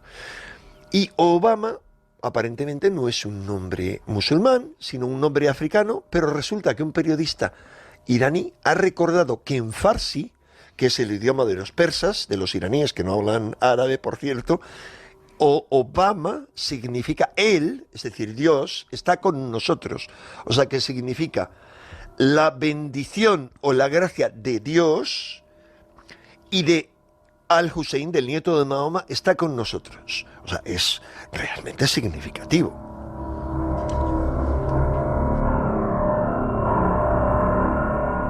Y luego él representa también un cruce de etnias muy, muy curioso, ¿no? Su madre, no sé si será la madre de Honolulu.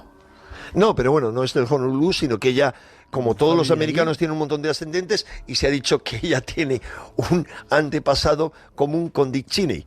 Es decir, con uno de los vulcanos, de los monstruos horribles que eran la guardia no pretoriana, no, eran las bestias que rodeaban a Bush. Y perdón, no puedo utilizar otro calificativo porque el tiempo tal vez, cuando no se les hará un tribunal de guerra, pero el tiempo se encargará de juzgar sus crímenes contra la humanidad, pero porque no me quiero callar, es decir, yo no soy antiamericano, para nada, simplemente soy anticriminales o defensor de gente que lucha frente a todas las dificultades, como creo que este hombre está haciendo hasta donde pueda. Y en parte las canas que le están saliendo son de eso. Pero vamos a ver, se dice que Dick Cheney que tiene un antepasado común. Sí, de 1600 y pico. Es decir, tú sabes, Miguel, que cuando se celebró el 1000 aniversario de Hugo Capetto, del rey de Francia, se hizo un estudio según el cual, 1000 años después, el 52% de los franceses eran descendientes de Hugo Capetto, entre otras cosas, porque a los reyes de Francia y de otros sitios eso de fornicar les iba mucho. Ya. Pero sí, sus ascendientes están en África, en diferentes lugares, y es encima un hombre de color, o sea, un personaje bastante extraño. Es extraño en múltiples sentidos, porque en el sentido religioso también él se ha declarado universalista y él ha dicho cosas muy claras. Yo comento aquí algo de un libro, La fe de Barack Obama. Stephen Mansfield, que es un experto un escritor periodista, experto en temas religiosos, dice que se declara abiertamente cristiano y liberal por igual, sin pedir disculpas por ninguna de sus creencias. Es decir, es liberal y es cristiano. Y que cree que su fe debe dar forma a su política y a la de su nación.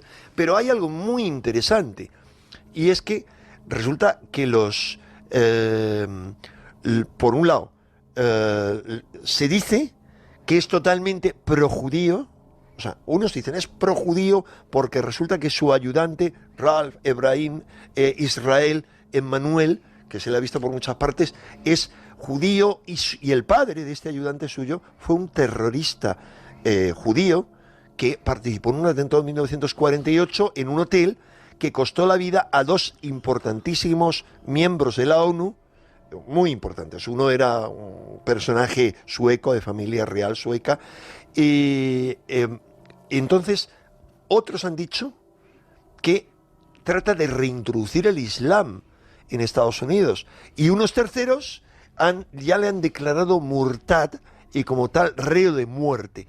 Algún fundamentalista árabe ha dicho que él es un murtad. Un murtad es como se le llama a un apóstata en el Islam. Afortunadamente este es un loco, una minoría ínfima. Lo que pasa es que hay minorías que se cargan aviones, se ponen bombas en trenes y hacen cosas por el estilo, aunque sean conejillos de Indias utilizados por alguien, pero no importa, pero lo hacen esas bestialidades. ¿Por qué dicen eso? Porque resulta que su padrastro, cuando estaba en Indonesia, le llevó a las mezquitas y le enseñó la oración. Bueno, yo también conozco la oración islámica. ¿Y qué pasa? ¿Que yo soy un murtad por haber hecho eso? Yeah. O sea, no lo puedo entender. Eso solamente entra en mentes inquisitoriales, porque si aplicáramos esa misma norma, también los católicos y los protestantes deberían lapidarle, porque él, siendo protestante, asistió a un colegio católico y rezó, claro, con los católicos, porque era el único colegio que tenía a mano en Indonesia.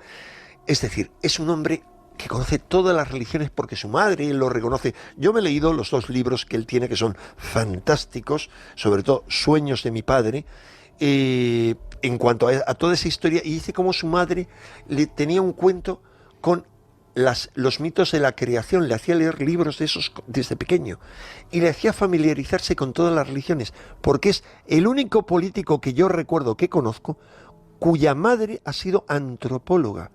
Es algo que te voy a decir la dimensión que tiene, porque aunque durante un año estudié antropología en la Sorbona, y el antropólogo es el único estudioso académico, además de los teólogos, que estudia, sin esa proximidad del teólogo, historia de las religiones, de los mitos, de las creencias como tales, aprendiendo a respetar las creencias de cada pueblo por igual. Él, por lo tanto, conoce bien las creencias, los mitos, y es capaz de manejarlas, y es capaz de ser consciente incluso de que él está encarnando un gran mito.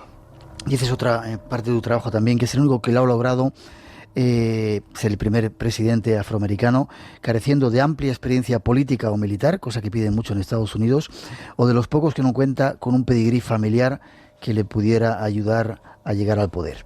Eso lo digo, eso si quieres te digo, porque lo digo por el 78% de los presidentes.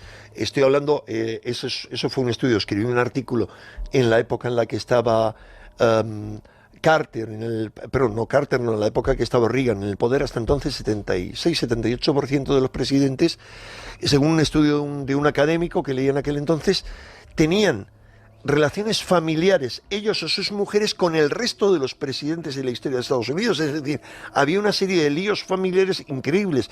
La gente piensa que todo sucede al azar y no saben que Clinton es familiar de personajes importantísimos de la historia de Estados Unidos. Por ejemplo, un general Clinton que luchó contra Washington y otro que apoyó a Washington, entre otras cosas. No saben que es la mujer de Clinton, que no se llama Hillary Clinton, por supuesto, que su apellido entronca con familias de lo más importante de Estados Unidos.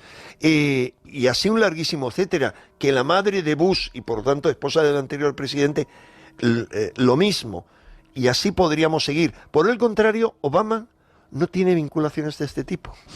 Uno de los actos que él realizó fue también en Washington, frente a ese monumento increíble que hay, y eso estaba cargado de simbolismo. Ahí había algo más que un sentido de dar un mensaje a la nación, ¿verdad? Bueno, vamos a ver, todo presidente hace su juramento ahí, ante el Capitolio. Entonces, el Capitolio es dentro de Washington, que es la primera capital del mundo, que es concebida desde su comienzo como una ciudad masónica, y ciudades masónicas o fragmentos hay en todo el mundo. En Madrid tenemos una cosa que se llama la ciudad lineal, que fue concebida como tal por varios masones y desarrollada. La gran avenida se llama Avenida Arturo Soria. Arturo Soria fue un gran masón.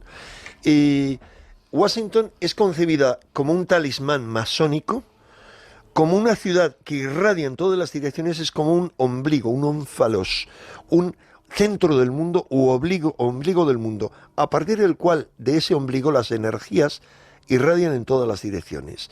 Pero luego tiene una conformación geométrica especial, tanto por el que diseñó inicialmente Washington, que es Pierre L'Enfant, como por quienes la desarrollaron posteriormente, se hizo según ciertos planos. Bien, dentro de esos planos tenemos lo que se llamaba la Gran Avenida en el plano original, que ahora se llama el Mall. El Mall de Washington lo recordaremos de muchas películas, es donde se ve la Casa Blanca por un lado, el obelisco, y un lago, que es el lago sagrado dentro de los templos egipcios y dentro de esa conformación masónica, y tenemos a un lado el memorial de Abraham Lincoln, al otro lado el memorial de Jefferson, que es el segundo presidente de Estados Unidos, y por cierto también masón, junto con Washington. Y otra serie de puntos. Lo importante es que eso conecta a su vez con otras avenidas, la avenida que lleva a la Casa Blanca, y eso es la reconstrucción de la forma que en ese momento tenían las estrellas de la constelación de Virgo. ¿Esto es un azar? No. ¿Por qué? Porque todo Washington, para cualquiera que la haya visitado a fondo, va a reconocer, en cuanto se lo explique en 2 palabras, que está dedicada a Virgo, a la Virgen, a la diosa. Es la ciudad del mundo con mayor cantidad de zodíacos, está repleta de signos zodiacales, absolutamente repleta, está repleta de evocaciones de la diosa. Cada uno de sus monumentos, cuando alguno de ustedes visite Washington, presten especial atención. Hombre, les recomiendo comprarse un libro sobre la arquitectura de Washington de David Ovason, que explica todo esto a fondo, pero presten atención y van a ver la mayor cantidad de diosas y desde luego signos zodiacales de cualquier ciudad, incluida Roma, en proporción al terreno que hay. Entonces, ese es el centro del talismán. Ese lugar, el Capitolio, ahí puso la piedra basal, la piedra sobre la, digamos, de fundamento sobre la que fue construida George Washington, vestido de masón, con su mandil de masón y rodeado por todos los compañeros masones en una gran procesión. Eso es un talismán. Y en ese talismán se presenta Obama encarnando un arquetipo que es el arquetipo del héroe solar. Esto puede parecer muy complicado, pero desde el punto de vista de la psicología profunda de Jung, pero también de la magia, es un acto mágico de fundamental importancia. Ahí, ese día, el 20 de enero de este año, la historia del mundo cambió. Puede parecer estúpido lo que digo o loco, salvo para quien ha estudiado a fondo estos temas. Ese es un hito en la historia del mundo.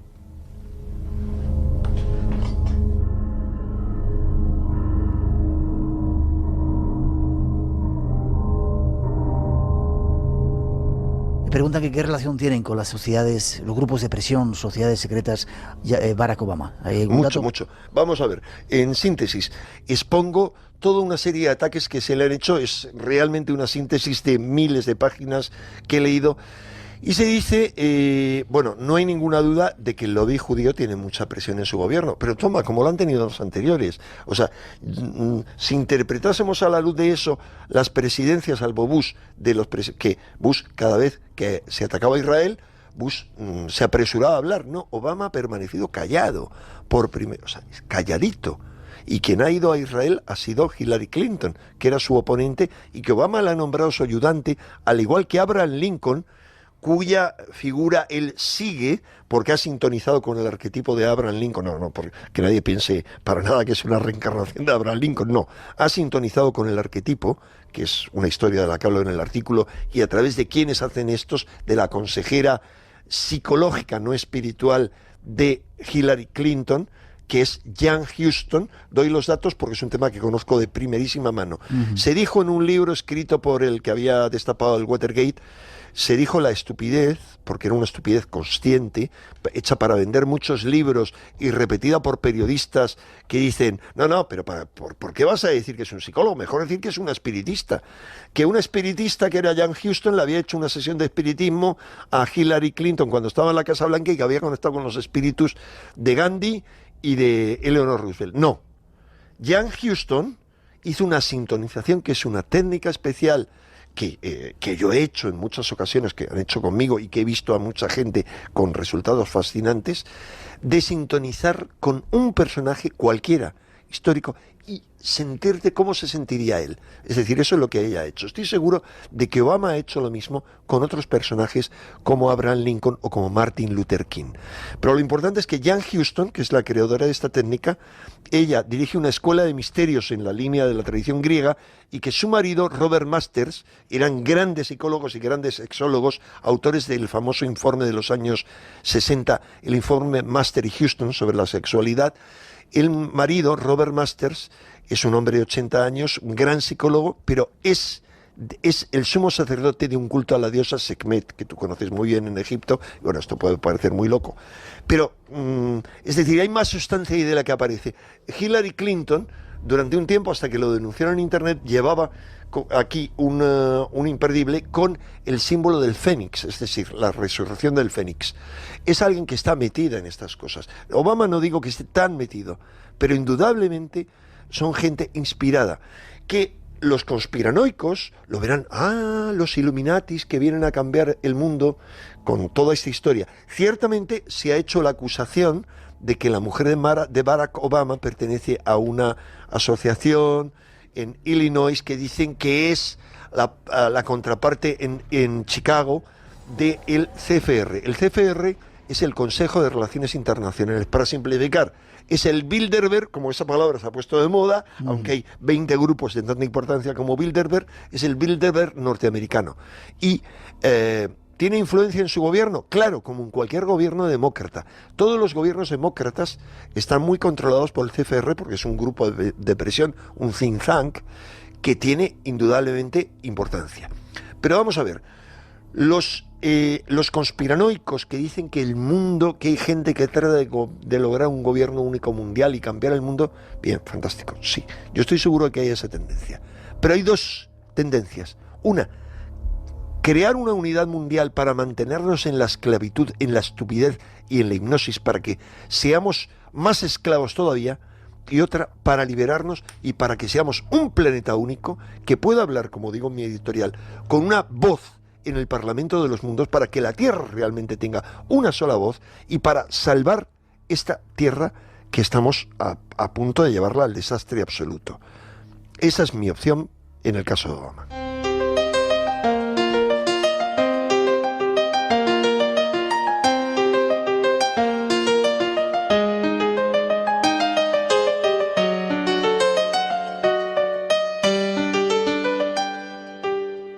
Espacio en Blanco. Tu cita con lo desconocido. En Radio Nacional de España. Con Miguel Blanco. Nuestro invitado. Buenas noches, un placer que estés aquí. Buenas noches, amigo, ¿cómo estás? ¿Cómo un señor como tú, que es médico, que estudió medicina, se mete en estos berenjenales que te has metido? Pues por culpa de una cántabra. ¿Sí? Por culpa de una cántabra. Es decir, la primera vez en mi vida que yo hago un ejercicio de relajación, lo hago porque yo me voy a pasar un fin de año con unos amigos a Cantabria, a Santander. Ajá. Y ellos acababan de terminar de hacer su primer curso de control mental, del Silva Mind Control. Y yo en un momento determinado que me dicen, cierra los ojos que vamos a hacer un ejercicio de relajación, yo estaba convencido de que me iban a meter una colleja. Digo, esto es una broma que me están gastando, eras tú la risa. Y uno de ellos, Pedro, que no he tenido ocasión de encontrarme con él, Pedro en aquel momento estaba metido en meditación trascendental y había hecho el curso de control mental y demás, era de los primeros vegetarianos que yo conocí. Bueno, pues me dice, no, tómatelo en serio, que esto es en serio, ¿no? Entonces yo siempre recordaré aquel ejercicio de relajación como la primera vez que mis ojos dieron la vuelta para adentro. Es decir, que empecé a mirarme hacia adentro. Y cuando miré hacia adentro me quedé absolutamente sorprendido, dándome cuenta de que tenía un mundo mucho más rico y mucho más interesante muchas veces que el mundo que tenía por fuera, ¿no? Y que además aquel mundo que yo tenía por dentro yo lo podía manejar, yo lo podía utilizar, yo lo podía mover. Empecé a darme cuenta que trabajando desde dentro, muchas veces esos sueños que tienes los acabas transformando en realidades. Lo que pasa es que hay que vivirlos muy desde dentro, ¿no? A partir de ahí yo tomé interés en el tema del control mental, empecé a hacer control mental. Y cuando haces este tipo de cosas se te van abriendo otros mundos porque vas conociendo a otra gente. Es decir, durante un tiempo estuve haciendo meditación trascendental, que me vino muy bien. Me fui cuando me llevaron a un sitio en donde estaba el Flying Room y yo me pregunté, digo, ¿el Flying Room? ¿Qué es eso? ¿Qué es eso? Dice, no, aquí cuando estés en condiciones vendrás a levitar. ¿Sí? Y digo, creo que es el momento de marcharme. Y me fui. Y me fui de ahí. Después estuve metido con una gente muy interesante de Chile, que era el Instituto Filosófico Hermético, que también me fui en un momento determinado cuando, leyendo alguno de sus escritos, te decían así que si tenías algún defecto físico aparente o claro, no podías pertenecer a la asociación. ¿Ah, sí? Y aquello me sonó un poco nazi, porque me sonó un poco nazi. Ajá. Y dije, hoy creo que también es el momento de marcharse. Y a partir de ahí es cuando, siempre afortunadamente, y a mí Control Mental si me dio algo, fue los parámetros suficientes para poder empezar a diferenciar qué sí y qué no, ¿no? Yo tengo un maravilloso libro, que son todos los protocolos, un facsímil de los protocolos de Houdini. Sí. En los 300 escritos que tiene de las sesiones de espiritismo que él había hecho, dice, con una grandísima elegancia, en todas las sesiones por las que yo he pasado y que quedan reflejadas en este libro, en ninguna de ellas he visto ningún solo asomo de nada que no fuera simplemente mano de un hombre o actuación malintencionada de varias personas, lo cual no excluye que no puedan existir los espíritus. ¿Crees que los espíritus se pueden manifestar? Creer en los espíritus es creer en Dios. ¿No crees en Dios? Yo sí. Ah, vale. Yo sí creo en Dios. Vale. Pero no hay ciencia que me lo demuestre. Ya. Eso es fe. Ya. Entonces, creer en los espíritus significa creer en Dios. El que pueda haber una manifestación diferente a la normal, acorpórea, en algún lugar determinado, en algún sitio determinado, bien, puede ser una energía residual, llámalo como te dé la gana, pero con entidad, con nombre y apellidos propios. Yo todavía, desgraciadamente, no he tenido la ocasión de ser testigo de nada de esto.